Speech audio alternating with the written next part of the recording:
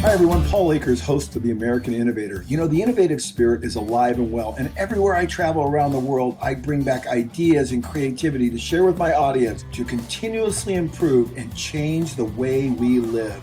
Welcome to the American Innovator.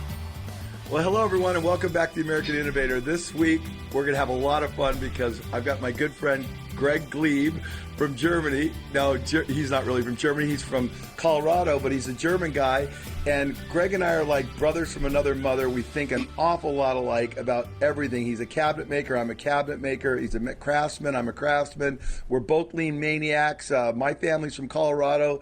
Greg's from Colorado. So we have a lot of things in common. And we're going to talk about Greg's lean journey and just about all the things that he's been doing with lean, because he has really approached it in a very dynamic way. And I think you're going to get a lot out of what Greg has to say. So Greg, welcome to the American Innovator. Thanks, Paul. And thanks for doing this on such short notice.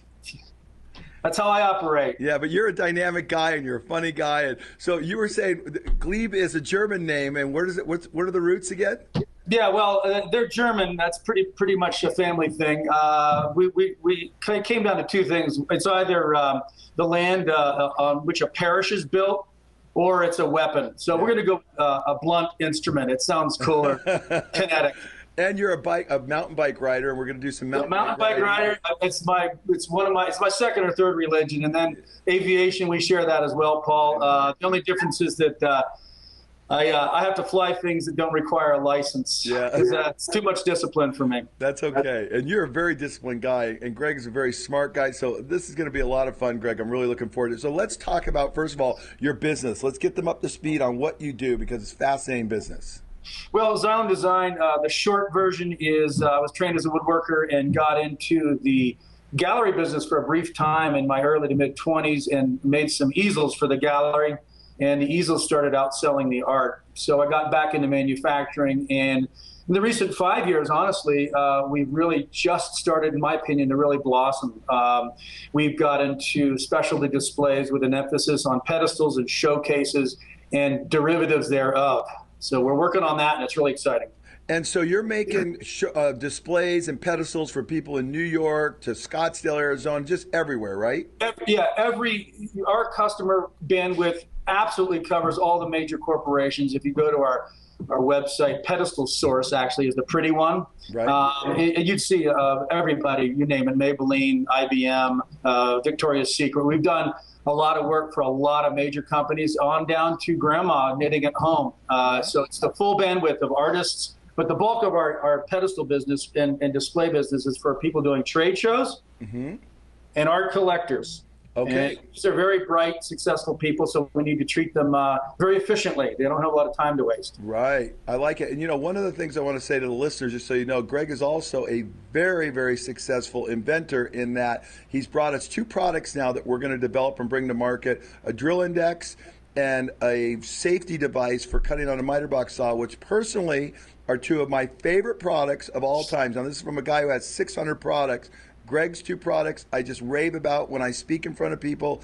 I show people the ideas and the creativity that you came up with. And I'm not going to show too much of that right now on this show, but I'm telling you, his products are off the chart, because Greg is naturally a lean guy, naturally creative, naturally solving problems and eliminating waste. But let's talk now about your lean journey. What's transpired there? Well, I got to tell you, Paul, it's really exciting. And I have two people to thank. A very dear friend, Glenn Bostock, who owns a company called Bostock Elevator. He started me on my journey a couple years ago, and he did the best he could from 2,000 miles away. We grew up together as cabinet makers in Bucks County, Pennsylvania area, and we've evolved into businessmen over the decades and stopped thinking of ourselves just as woodworkers and more as business people. And he developed a way to remodel the interior of a cab, took it from 5 days down to 1 day. And he's on an elevator, right? Yeah, he's an elevator cab remodeling business, and he's just killing it. And he actually, as part of his agreement to work with Otis Elevator, who we've all heard of, we crossed the threshold thousands of times, Otis said, "This is great, Glenn. You're going to help us out, but you got to do something. You got to go to lean school." And so my dear friend went to lean school with these guys from Sikorsky and you name it. And so he got me, he got into it, but it was from afar, and I was busy doing my stuff. And he said, here's this lean thing I'd love to show you. And so he started showing me a lot of the tools he was using.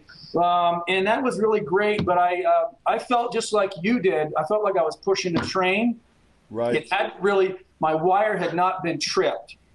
And it wasn't until you and I actually had a problem with the delivery where you guys gave us some over-the-top customer service to solve the problem. I remember this now. Yeah, it was right around Christmas time that this thing opened up. I went and looked on your website, looked at your videos. I said, who are these guys? Nobody does this.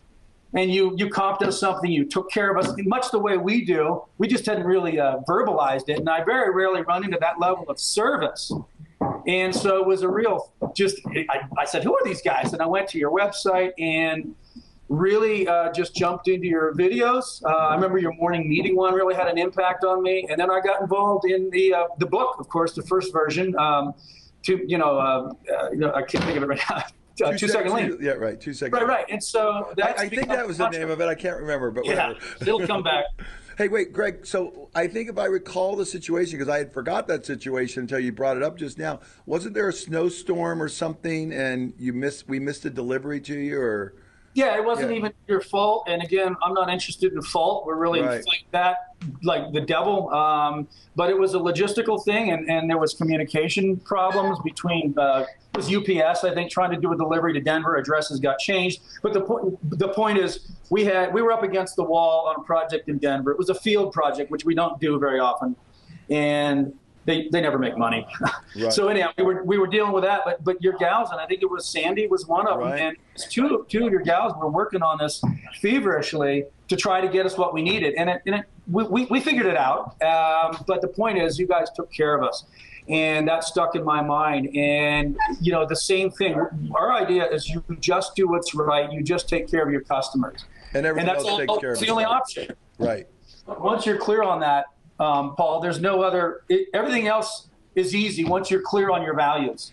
It's funny how I always say lean is hard work that makes things easy. And once you get those few things aligned, that we're all about the customer, we're here to serve the customer, end of subject, then everything else does take care of itself. We're not flailing ourselves with all the other rework and all the other nonsense that is really not required to run a business well. If you just remember, take care of the customer. Yeah, and I'll tell you 2 short stories, and this is really not horn tooting, but we've grown in our in-house manufacturing. We've been growing at about 25 to 30% in the last 3 years, actually, since we started 5 years. And it's taking over our easel business, which is sort of getting horribly competitive with Chinese knockoffs and stuff. Right. But we've been doing new products, and we've been growing and developing systems, especially in the last 5 months since we got connected. And we had a problem. It was a major shoe company, and two crates got switched at birth. Right. One went to New England, one went somewhere else, but they didn't go where they were supposed to go. And so they tapped me on the shoulder on a Thursday afternoon and said, guys, boss, we have a little problem here.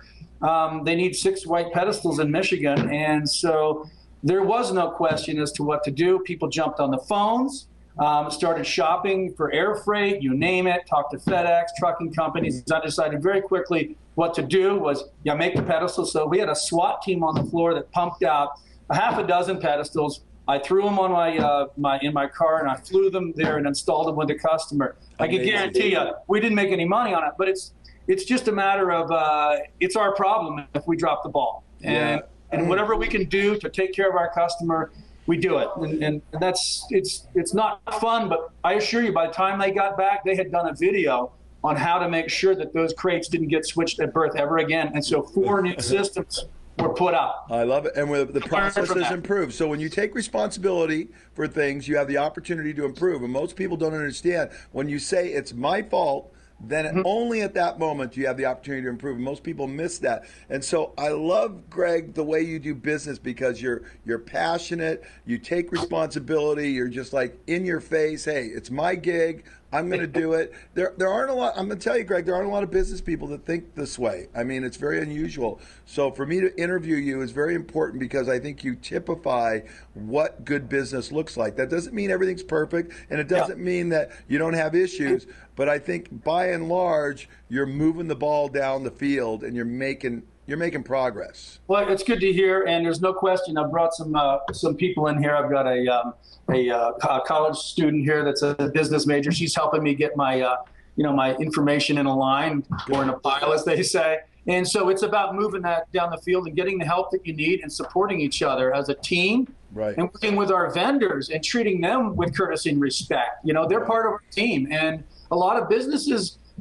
You've been in the business probably. You are in business where some of the purchasing people they're ruthless and they're cold and arrogant. And it's like, look, we got to make what's the number, what's going to work for both of us, so that we have enough of a relationship so that when we need you to do backflips to take care of our customer all the way down that line, that you'll do it, and there's no resentment, and we pay you we pay them, we take care of them, because in the end, it's all flowing up to that customer. So the whole supply line is the whole karmic thing. You got to watch the whole thing. There's a balancing act, of course. I love it. So now, I think it's really great that Otis wanted to teach. I forgot his name. What's his name? Glenn. What? Glenn. I know the Glenn. Okay. Yep. I think it's fascinating. See, I'll edit this out. Watch this.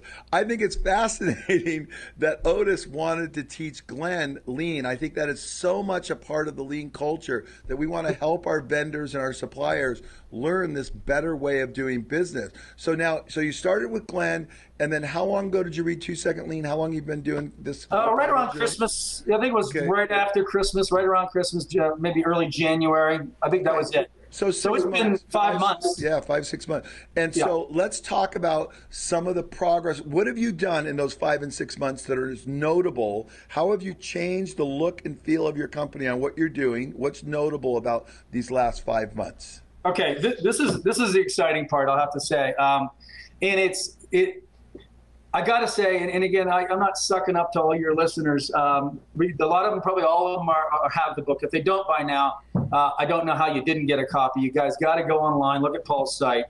But you practically get everything for free. I mean, I just want to make a note that the 2 Second Lean, the second edition, we're making it available on the audio version online. You can get the first version right now. But we're making the second edition, which is just released, the audio online. You can just get it for free, stream it, download it. It's all there. And I got to tell you guys out there listening, it truly, I think it resonates. I think it resonates with a part of all of us that just really want to help each other out and learn more. And there's no question that, in our relationship, Paul, we were already a customer of yours, but it goes so far beyond that. This is not all about Paul selling books or Paul getting recurring revenue from devoted customers. Right. Paul could be in the pallet business, and you'd probably want to continue to buy pallets no matter what, or even not. But the point I'm getting at is I'm really born again about this, and it's the clarity that your book gave us that really helped. So we've been using it as a playbook, and I'm going around town again. When I'm into something, there's no stopping me. So there isn't any business owner. I'm just a business guy, so my community is fellow business owners. When I go have lunch, I meet the owner of the restaurant, and I talk to him. I take a look. I just talk shop, and I'm talking shop with everybody. There's a lumber yard in town. I said, I love you guys. You got a new facade, but we got to talk about customer service, my friend. It's been horrible for 20 years, and this good old boy thing's got to stop. Read this book, go to Paul's site. So I'll come back on track here, Paul. Wow. Which is what we did. We tried just to get nailed down with the 3S'ing, okay? Right. And so we started with that. And I think the biggest challenge is that tension between let's do stuff in the areas where we work because we want to see the return on that. We want some order here. And then we didn't jump on the bathroom right away. Yeah. And I will tell you, you did not jump on the bathroom right away. No. Yeah. We got kind of busy doing other stuff and just getting the concept. And I'll tell you, anybody who's doing this is leading a small company or a big company into it. The essence of it is learning and teaching. You can't teach anything until you've learned it. And I told the guys for the last 2 years, I said, change is the only thing you can bank on with me. Okay, it's the only thing you can bank on in life. It happens to you, or you make it happen. Okay. So what I said was essentially, here's the deal, guys. As of January, I said I got the book, I got the playbook. We're going to use Paul's playbook, even though it won't be completely us. The reality is that he has really mirrored so much of what we are already, and he's put it in a very dumbed down version, which is what we desperately need. I'm a DNC student, Greg, just so you know, a DNC student, so I had to keep it simple.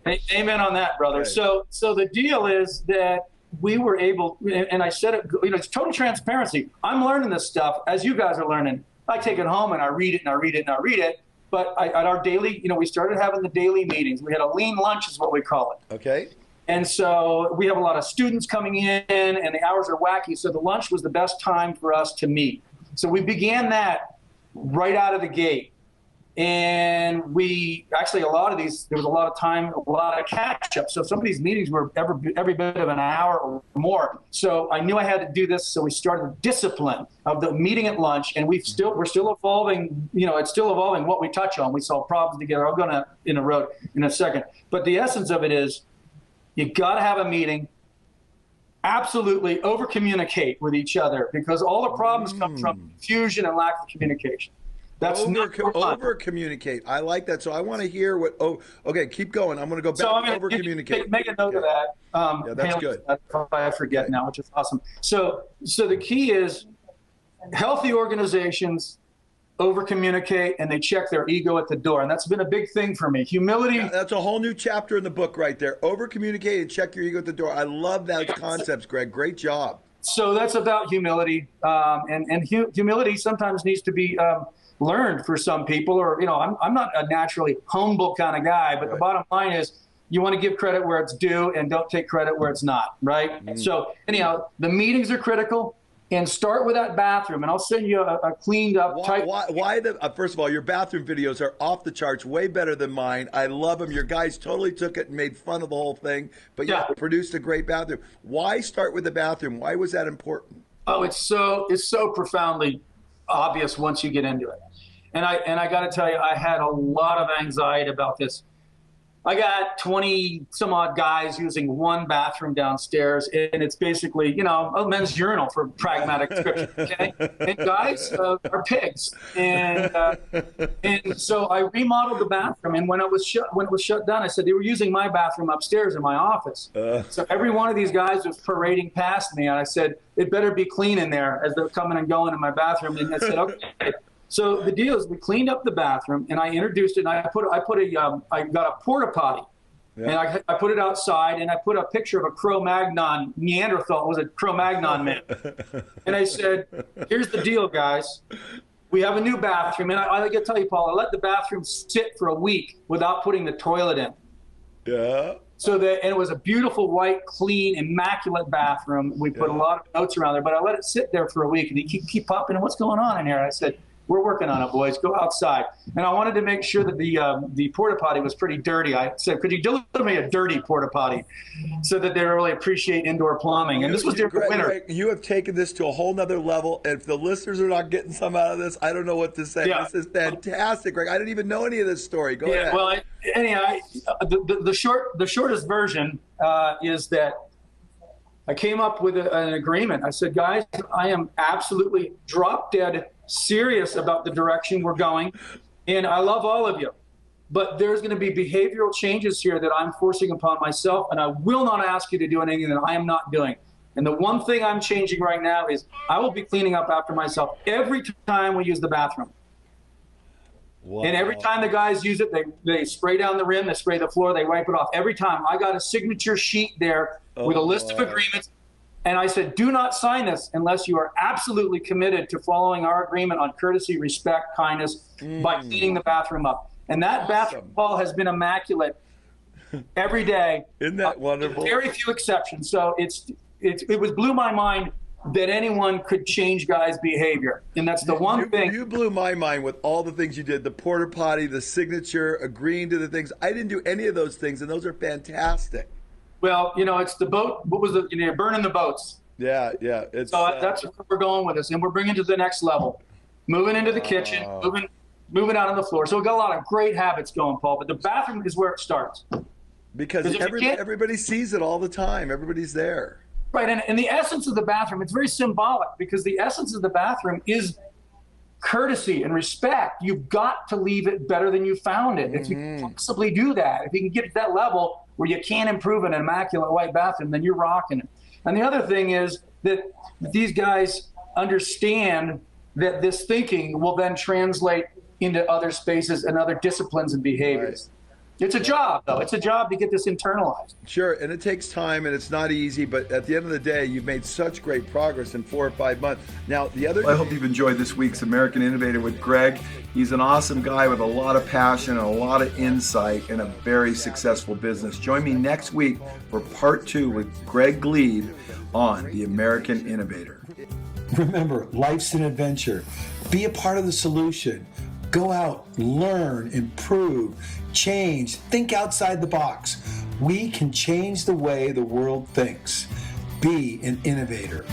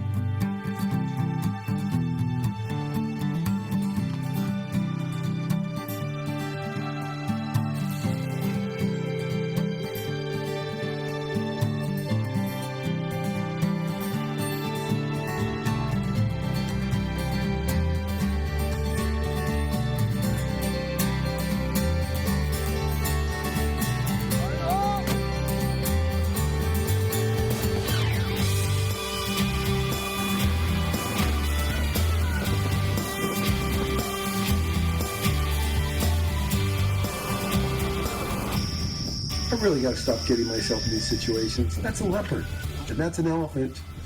Yes, and this is a cheetah. Like, oh, I saw Here, that. kitty, kitty, kitty, kitty, Oh, kitty. cute. He wants to play. Uh-oh. You got it.